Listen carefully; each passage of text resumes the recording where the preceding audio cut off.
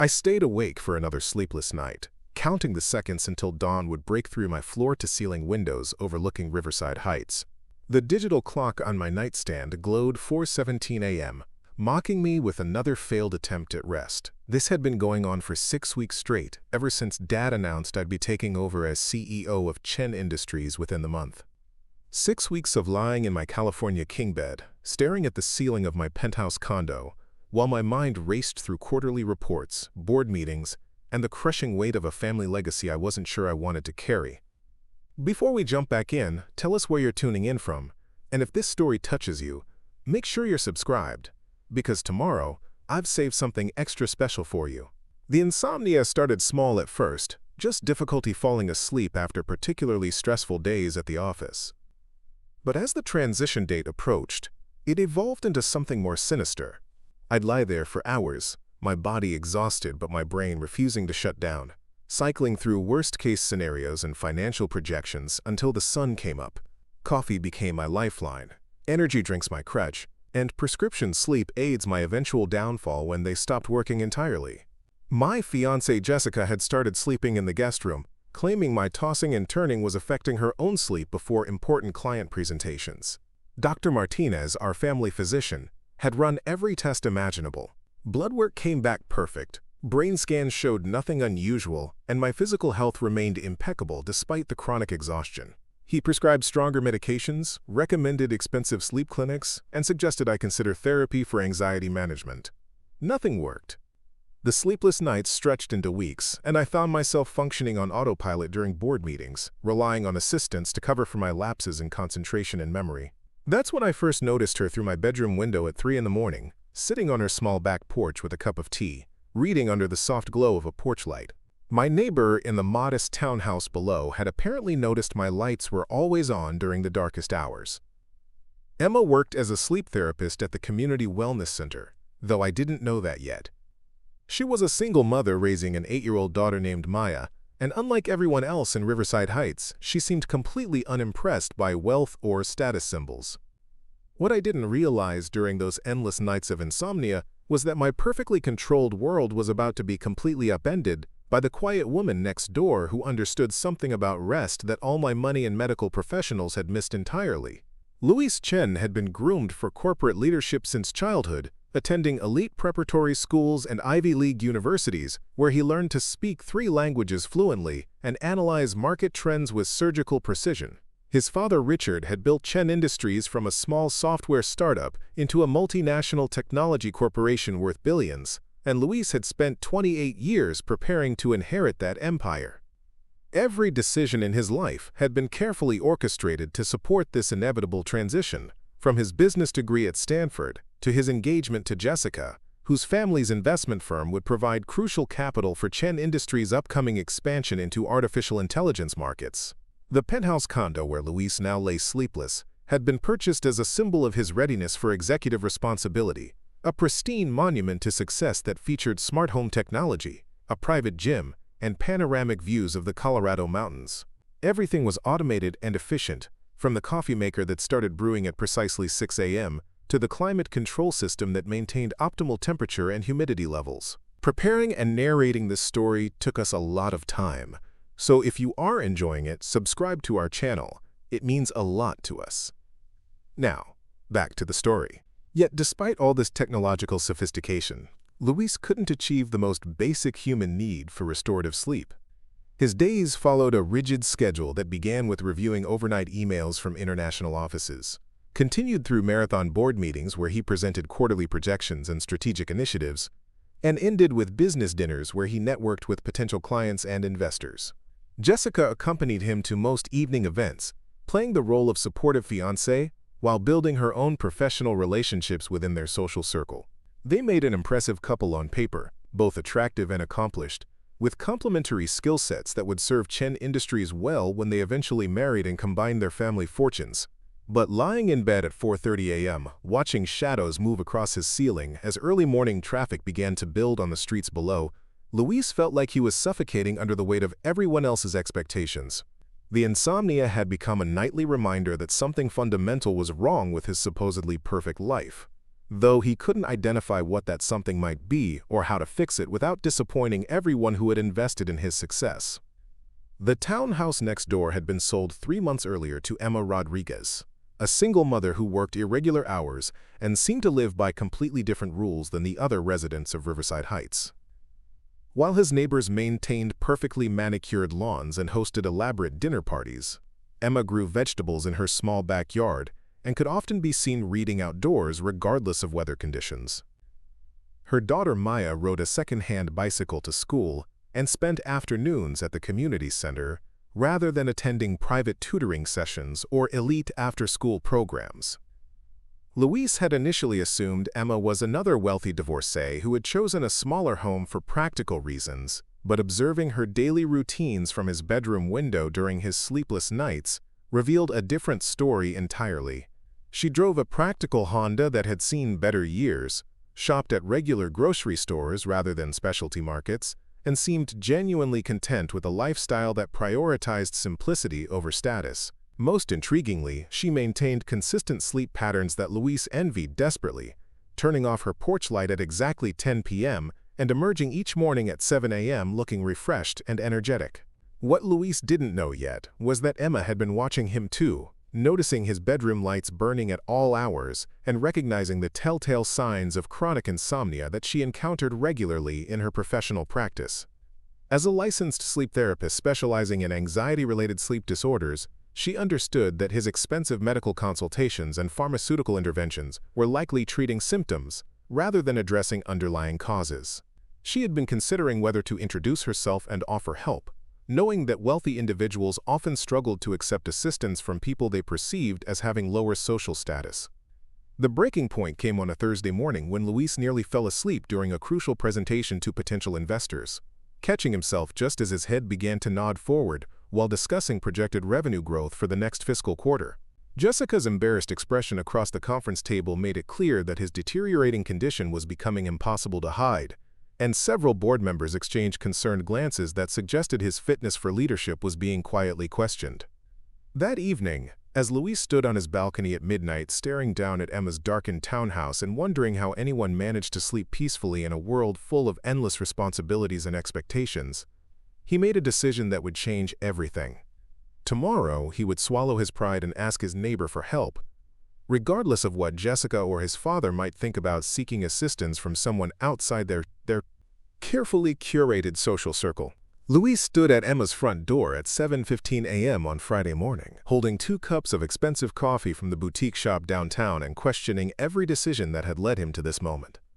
He had rehearsed various approaches during his sleepless night, from casual neighborly introduction to direct request for professional consultation, but now that he was actually facing her modest wooden door with its cheerful yellow paint and Maya's sidewalk chalk drawing still visible on the concrete steps, all his prepared speeches seemed inadequate and presumptuous.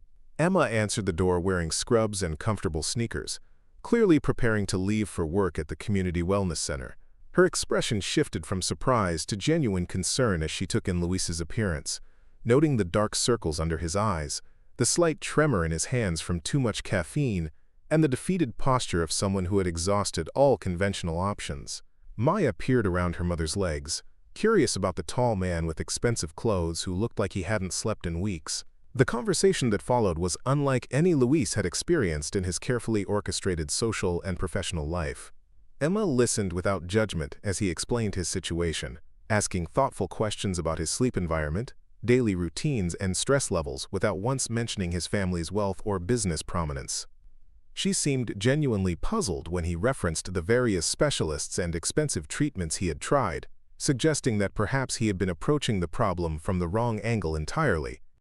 Maya disappeared into the kitchen and returned with a plate of homemade banana muffins, offering one to Luis with the matter-of-fact hospitality that children demonstrate before they learn about social hierarchies and appropriate boundaries.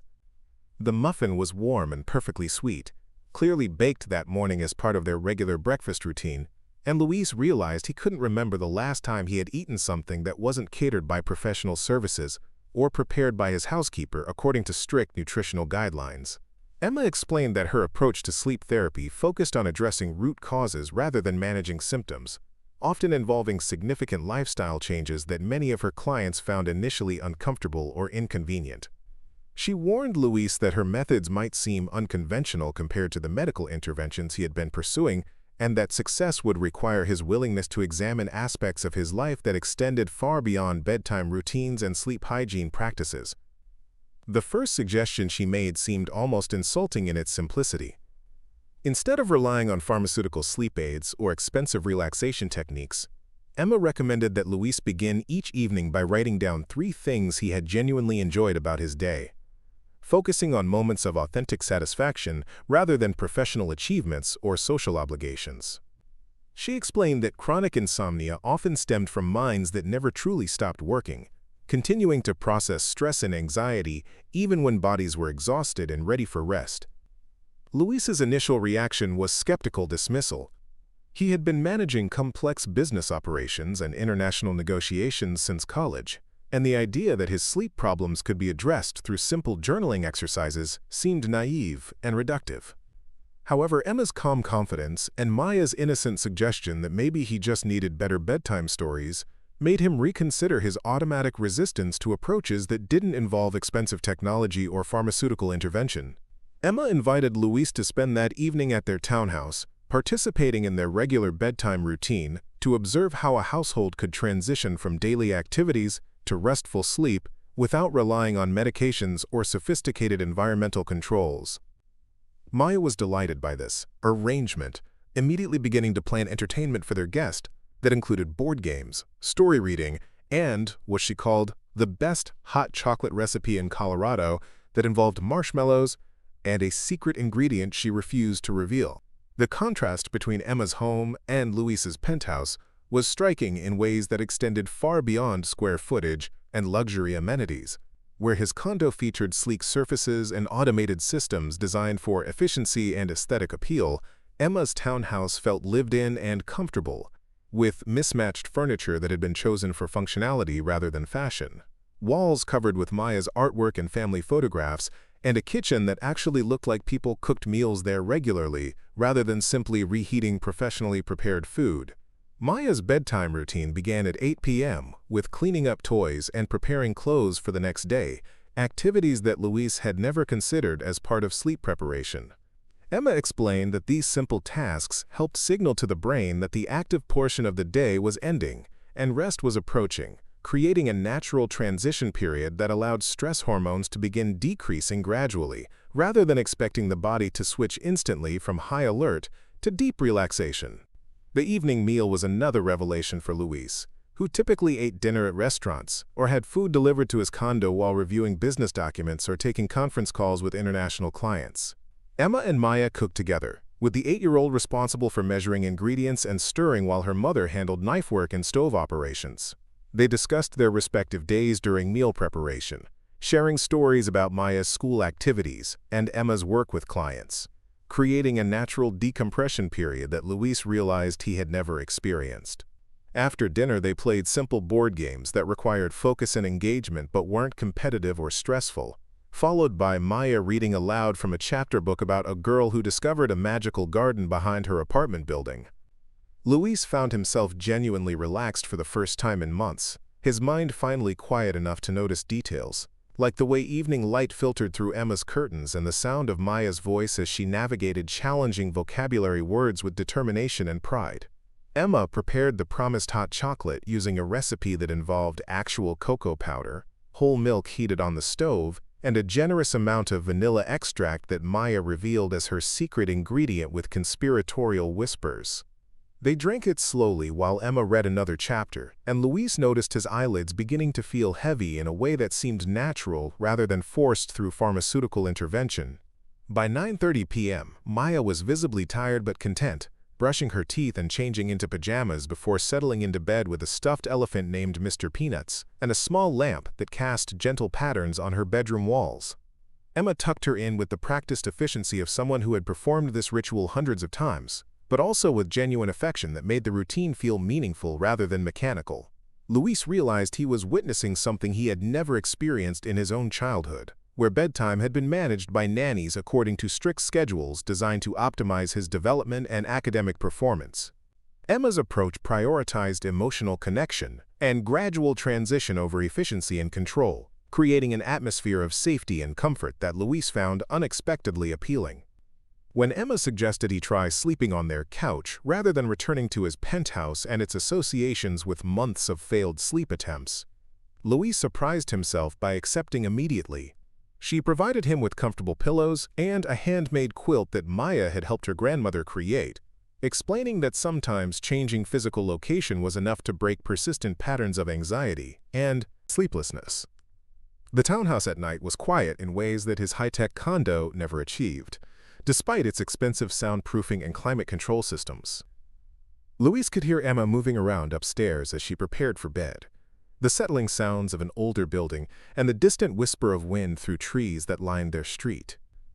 For the first time in 6 weeks, these sounds felt comforting rather than intrusive, and Luis found his mind beginning to slow down without conscious effort or chemical assistance. As he lay on Emma's comfortable couch, surrounded by the gentle disorder of a home where people actually lived rather than merely resided, Luis began to understand that his insomnia might be a symptom of a much larger problem.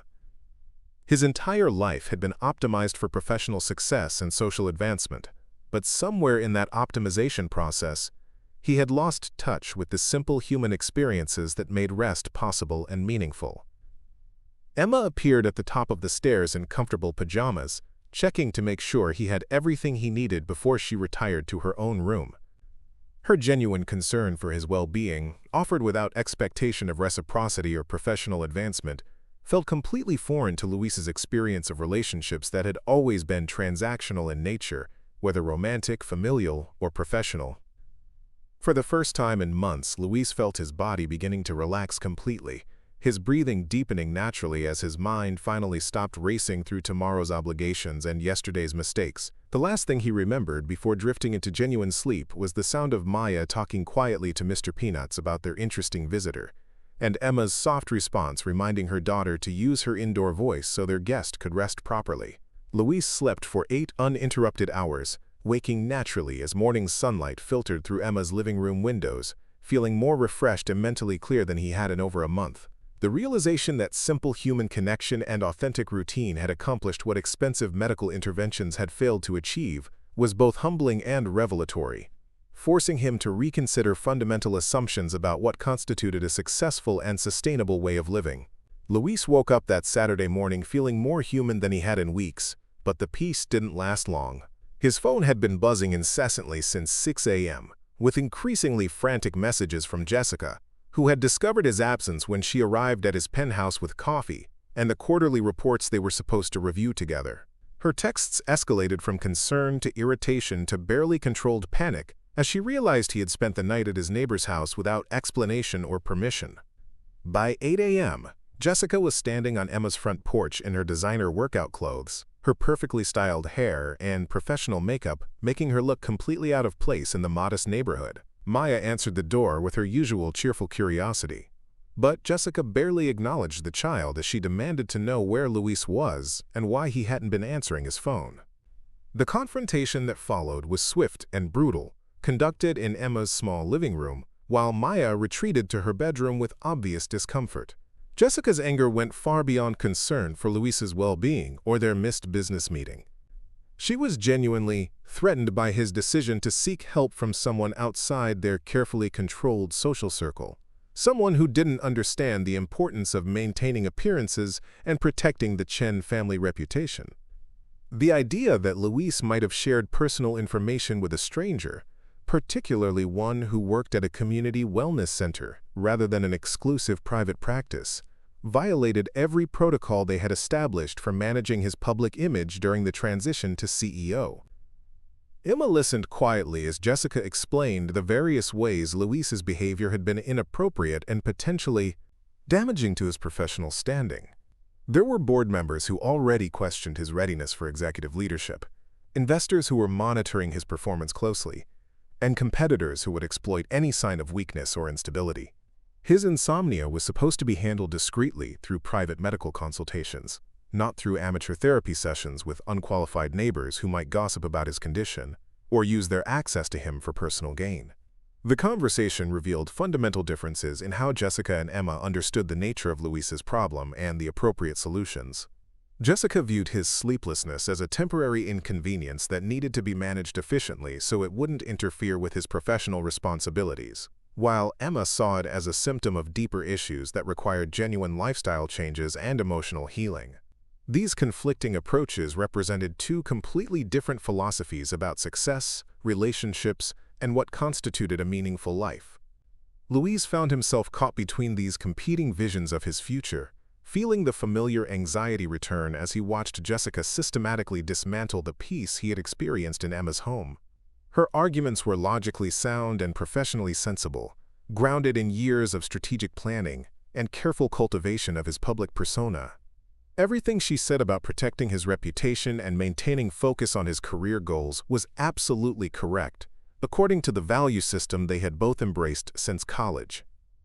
But looking at Maya, who had emerged from her room to offer Jessica some of the banana muffins her mother had baked that morning, Luis felt something crack inside his chest. The child's innocent kindness highlighted the stark contrast between the warm authenticity of Emma's world and the calculated efficiency of his professional life. He realized that in all his years with Jessica, he had never seen her interact naturally with children or demonstrate the kind of spontaneous generosity that Maya displayed without thinking. Emma's approach to conflict was as different from Jessica's as everything else about her lifestyle. Instead of defending her methods or arguing about professional qualifications, she simply acknowledged that Luis needed to make his own decisions about what kind of help he wanted to accept and what kind of life he wanted to build. She offered to step back completely if he felt their friendship was creating problems for his career, but she also made it clear that she believed everyone deserved to sleep peacefully and feel genuinely content with their daily existence. The pressure intensified when Richard Chen arrived 30 minutes later, having been summoned by Jessica when her attempts to retrieve Luis proved unsuccessful. Luis's father was a master of controlled intimidation, speaking in measured tones that nonetheless conveyed his deep displeasure with his son's recent behavior and decision-making. He had built Chen Industries through careful strategic planning and disciplined execution, and he expected Luis to demonstrate the same focus and professional judgment that had made their family fortune possible. Richard's conversation with Emma was politely dismissive, thanking her for her concern, while making it clear that the Chen family had access to the best medical professionals money could buy, and didn't require assistance from community wellness centers or unlicensed therapeutic interventions. He spoke about Luis as if he weren't present, discussing his son's condition and treatment options with the detached efficiency of a CEO managing a problematic employee rather than a father concerned about his child's well-being. Maya watched these interactions with the keen perception that children often demonstrate when adults are behaving badly, clearly sensing the tension and disapproval even though she didn't understand the specific issues being discussed. Her confusion and discomfort made Luis acutely aware of how his personal drama was affecting innocent bystanders, adding another layer of guilt and anxiety to an already overwhelming situation. The breaking point came when Richard began questioning Emma's motives for helping Luis, suggesting that she might be seeking financial advantage or social advancement through her association with their family. The implication that her kindness was calculated and mercenary rather than genuine struck Luis as particularly cruel, especially given the obvious simplicity of her lifestyle and her complete lack of interest in his wealth or status. Emma's response to these accusations was dignity itself, but Luis could see the hurt in her eyes as she quietly confirmed that she had no ulterior motives beyond wanting to help someone who was clearly suffering. She gathered Maya's things and prepared to leave for their planned Saturday activities, giving Luis space to have the private conversation with his father and Jessica that was clearly inevitable. The argument that followed was conducted in harsh whispers so Maya wouldn't overhear from the next room, but the content was devastating in its clarity about the fundamental incompatibility between Luis's emerging desires for authentic connection and his family's expectations for his professional behavior. Jessica and Richard presented a united front, explaining that his recent instability was jeopardizing everything they had worked to build, and that he needed to recommit immediately to the disciplined lifestyle that would make his success as CEO possible. They had already scheduled appointments with a sleep specialist in Denver, who worked exclusively with high-profile clients and maintained strict confidentiality agreements. They had developed a media strategy for addressing his recent absences from social events and business meetings. Most importantly, they had identified the weekend retreat where he could recover his focus and perspective away from the distractions and negative influences that had clearly compromised his judgment. Luis realized that Emma and Maya represented everything his family considered dangerous and inappropriate, not because they were bad people, but because they offered an alternative way of living that threatened the carefully constructed identity he had spent 28 years building. Their simple contentment and authentic relationships highlighted the emptiness in his own supposedly successful life, and his family's reaction to that revelation was swift and decisive. As Jessica and Richard outlined their plan for getting his life back on track, Luis felt the familiar suffocation returning, the sense that he was being managed and controlled rather than supported and understood. But this time, instead of accepting their intervention as necessary and appropriate, he found himself questioning whether their definition of success was worth the cost it demanded from his basic humanity and capacity for genuine connection. Luis spent the next 3 weeks in what Jessica called recovery mode, attending the exclusive sleep clinic in Denver, meeting with corporate psychologists who specialized in executive stress management, and following a rigid schedule designed to restore his focus and professional discipline. The facility was everything his family had promised, featuring luxury accommodations, world-class medical staff, and complete privacy from media attention or public scrutiny. Other patients included Fortune 500 CEOs, professional athletes, and entertainment industry executives, all seeking discreet treatment for conditions that could damage their carefully cultivated public images. The treatment protocol was comprehensive and expensive, involving sleep studies conducted in hotel-quality suites, pharmaceutical interventions tailored to his specific brain chemistry, and cognitive behavioral therapy sessions focused on optimizing his performance under pressure. Dr. Amanda Foster, the clinic's director, had worked with 3 generations of corporate leaders and understood exactly how to address sleep disorders without disrupting the demanding lifestyle that had caused them in the first place. Luis participated in every session and followed every recommendation with the compliance that had characterized his entire approach to education and career development. He took the prescribed medications at exact intervals, practiced the meditation techniques during scheduled relaxation periods, and engaged thoughtfully with therapeutic exercises designed to help him manage stress more efficiently. By all measurable standards, the treatment was successful, restoring his ability to sleep 6 to 7 hours per night and improving his concentration during business meetings. But lying in his penthouse bedroom 3 weeks later, Luis found himself staring at the ceiling again, not because he couldn't sleep, but because the pharmaceutical peace he had achieved felt artificial and disconnected from any genuine sense of rest or contentment. The medications worked by suppressing his anxiety rather than addressing its sources, and the cognitive behavioral techniques helped him function more effectively within the same lifestyle that had created his problems in the first place. During those weeks of professional treatment, Luis had thought constantly about Emma and Maya, wondering what they were doing during their evening routines and whether Maya still asked her mother about their interesting neighbor who had disappeared so suddenly. He found himself missing the simple warmth of their home, the authenticity of their conversations, and the easy affection they shared with each other and extended naturally to the people around them. The Chen Industries board meeting, where Luis formally accepted the CEO position, was scheduled for the first Monday in November, exactly 1 month after his initial breakdown.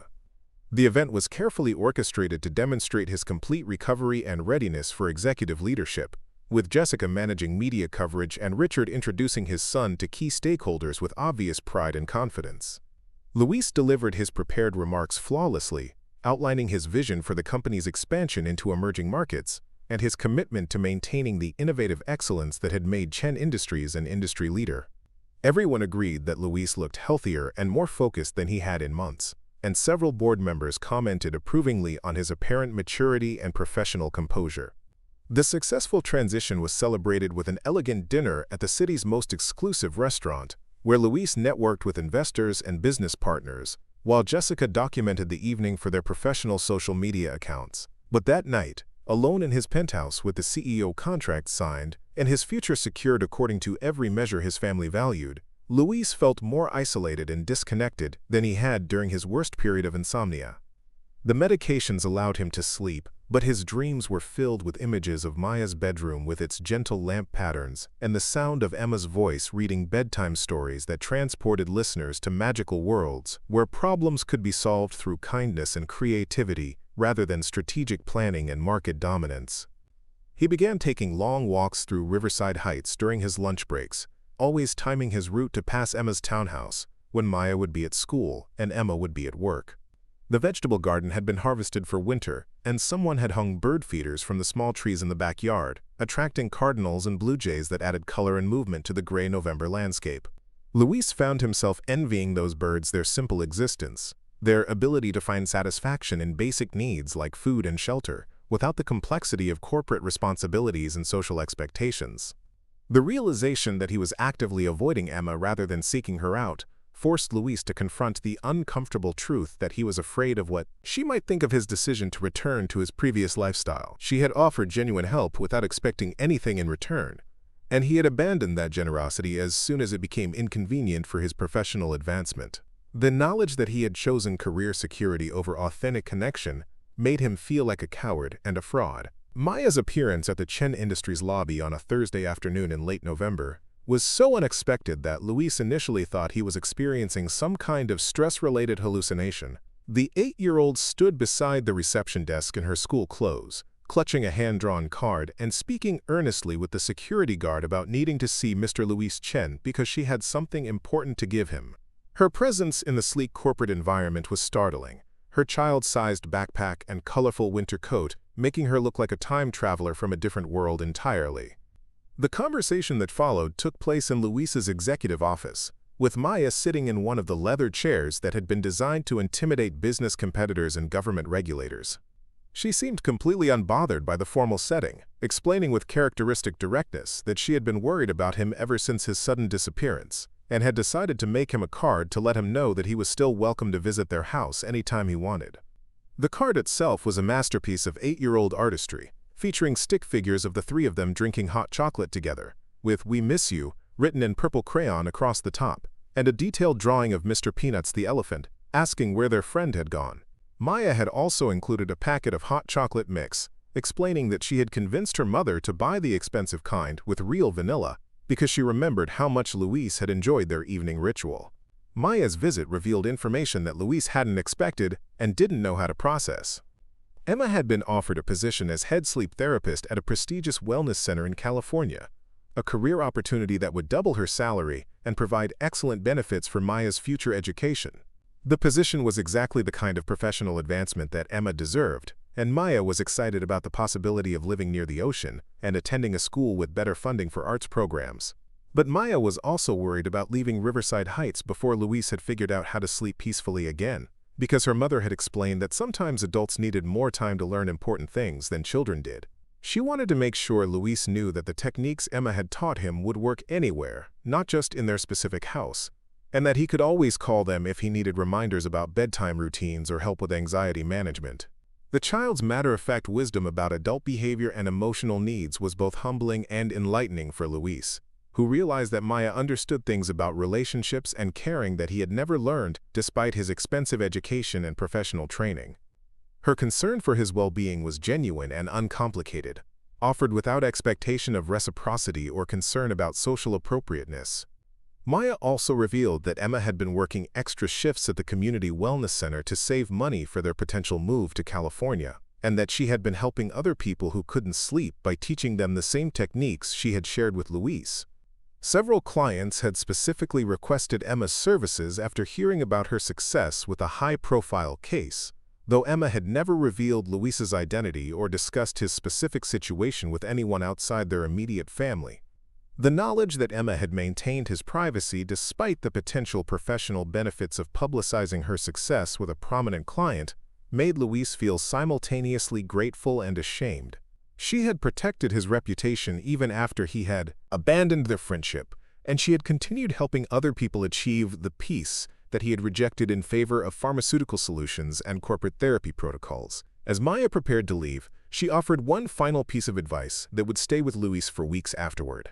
She suggested that maybe he was making his life too complicated, and that sometimes the best solutions were the simplest ones that people overlooked because they seemed too easy to be effective. She reminded him that sleeping wasn't supposed to be difficult or expensive, and that everyone deserved to feel safe and comfortable when they closed their eyes at night. Walking Maya back to the lobby and watching her disappear into the elevator with her backpack and her innocent confidence that adults could learn to make better choices if they really wanted to, Luis felt something fundamental shift in his understanding of what courage actually meant. It wasn't the ability to make tough business decisions or deliver presentations to intimidating audiences. It was the willingness to choose authenticity over security, connection over control, and genuine peace over the appearance of success. Luis resigned as CEO of Chen Industries on a Friday morning in December, exactly 6 weeks after he had officially accepted the position. The decision came during a board meeting where he was supposed to present quarterly projections, but instead found himself explaining that he couldn't continue leading a company while feeling fundamentally disconnected from his own life and values. The reaction was immediate and intense, with Richard demanding private conversations about family loyalty and Jessica threatening to end their engagement if he didn't reconsider immediately. But Luis had spent too many sleepless nights thinking about Maya's simple wisdom and Emma's genuine kindness to be swayed by arguments about professional obligation and financial security. He offered to remain as a consultant during the leadership transition, but made it clear that his decision was final and non-negotiable. The relief he felt walking out of that conference room was worth every harsh word and disappointed expression he left behind. Emma was packing boxes in her living room when Luis knocked on her door that afternoon, preparing for the move to California that would start her new life as head therapist at the prestigious wellness center. Maya was at school, and the townhouse felt empty and transitional, with furniture covered in sheets and personal belongings sorted into categories for donation, storage, and transport. Emma's surprise at seeing him was genuine, but she welcomed him inside with the same quiet kindness she had always shown. The conversation that followed was honest and difficult, with Luis acknowledging that he had chosen career security over authentic friendship when she had needed his support most.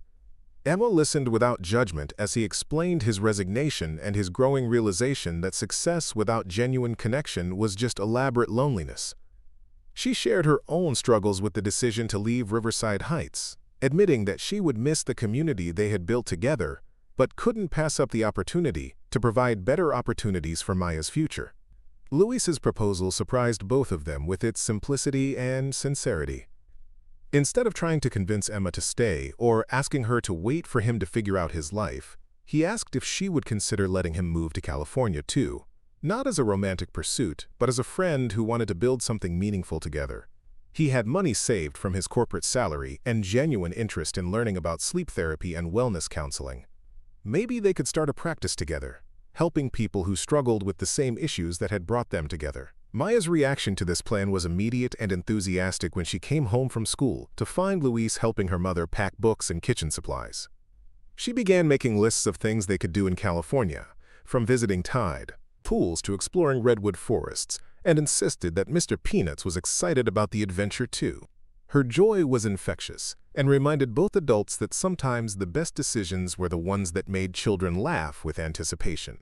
The move to California happened gradually over the next 3 months, with Luis selling his penthouse and most of his expensive possessions, keeping only the items that had genuine sentimental value or practical purpose.